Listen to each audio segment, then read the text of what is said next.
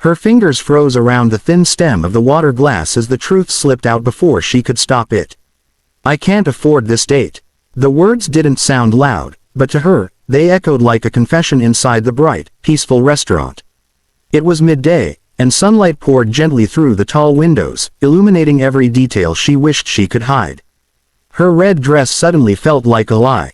Her earrings felt like borrowed courage. And her heart felt exposed.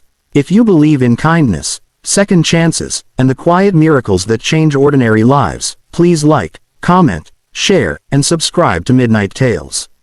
Your support keeps these emotional stories alive. Sabrina Keller had almost canceled 3 times that morning.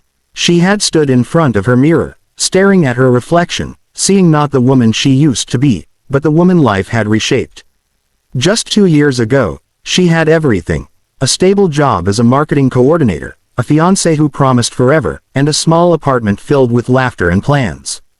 But forever had quietly ended one cold evening when her fiancé packed his bags and left without explanation, leaving behind silence and unpaid bills. Then the layoffs came, then the eviction notice, then the slow, humiliating descent into survival mode. Now she worked part-time at a bookstore, stacking novels about love and hope she no longer believed in. Every coin mattered, every choice was calculated. Even agreeing to this date had felt reckless, like stepping onto thin ice she couldn't afford to break. Across from her sat Oliver Grant, a man whose calm presence felt strangely steady, like an anchor in unfamiliar waters. He wasn't dressed in expensive clothes. His light blue shirt was simple, slightly wrinkled, and his tired eyes held something deeper than exhaustion. There was kindness there, quiet, unspoken kindness. They had met accidentally a week earlier when she dropped a stack of books outside the store. He had knelt beside her without hesitation, helping gather the fallen pages like they were something precious. He hadn't asked for her number immediately. He hadn't pushed. He had simply smiled and said he'd like to see her again if she ever felt ready. And now she was here, feeling like she had made a mistake. The menu in front of her blurred. Every price was a reminder of reality. She had calculated her bank balance twice before coming. Even the cheapest option felt like too much.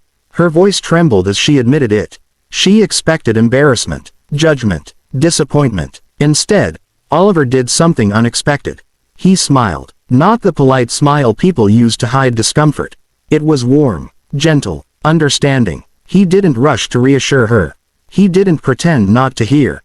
He simply leaned back slightly, as if giving her the space to breathe. Oliver knew what it meant to count every dollar. 3 years ago, his life had shattered in a hospital room filled with beeping machines and impossible decisions. His wife, Clara, had passed away after a sudden illness, leaving him alone with their 4-year-old daughter, Nora. Grief had not come as tears at first. It came as responsibility. It came as early mornings, packing tiny lunches.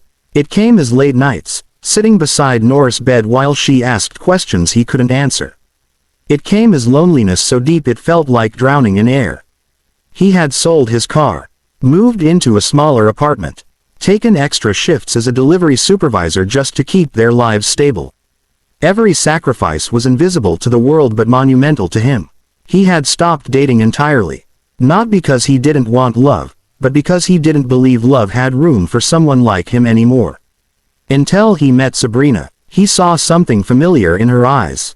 Not weakness, survival, not brokenness, courage. Back in the restaurant, Sabrina stared down, ashamed of her honesty. She expected him to suggest they leave, to politely end the moment before it began. But Oliver's voice, when it came, was steady and soft. He told her that he hadn't come for the food. He hadn't come for the restaurant. He had come for her. He explained, gently, that he understood more than she realized. That he had spent years surviving, not living. That he knew what it felt like to carry invisible weight. And then he told her something she would never forget. He said he had already eaten before coming. Not because he didn't want to share a meal, but because he didn't want money to decide whether two people deserved a moment of connection. Sabrina felt something shift inside her. It wasn't relief. It was something deeper. It was being seen, truly seen. For the first time in years, she didn't feel like a burden or a failure. She felt like a person again. The sunlight touched the table between them, warm and forgiving. They talked for hours, not about money, not about loss, but about small things, books, childhood memories, favorite seasons, the way life changes people without asking permission. And slowly, carefully, something fragile began to grow. Hope. When the afternoon ended, Oliver didn't offer promises. He didn't rush anything. He simply walked her to the sidewalk and thanked her for trusting him with her truth. Sabrina walked home that day feeling lighter, even though nothing in her life had materially changed. Except everything had. Over the next few weeks, they met again. Not in expensive restaurants, but in parks, bookstores, and quiet cafes. Oliver introduced her to Nora, whose laughter filled empty spaces Sabrina hadn't realized were still inside her. She didn't fall in love all at once. She fell in love slowly. In the way Oliver always listened.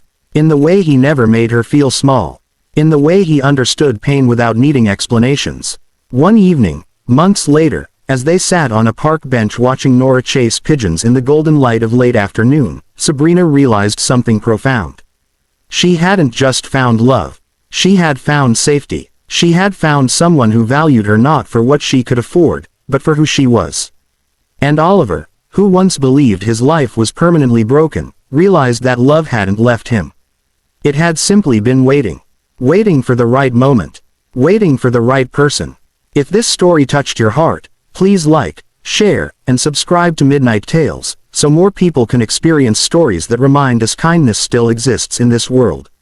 And now, a special request: comment the word hope if you believe that even the most fragile hearts can heal again. Because sometimes, the most powerful words in the world aren't grand or dramatic. Sometimes, they're quiet, sometimes, they're simple, and sometimes, they begin with the courage to say, "I can't afford this date," and the miracle of someone replying without judgment, just understanding.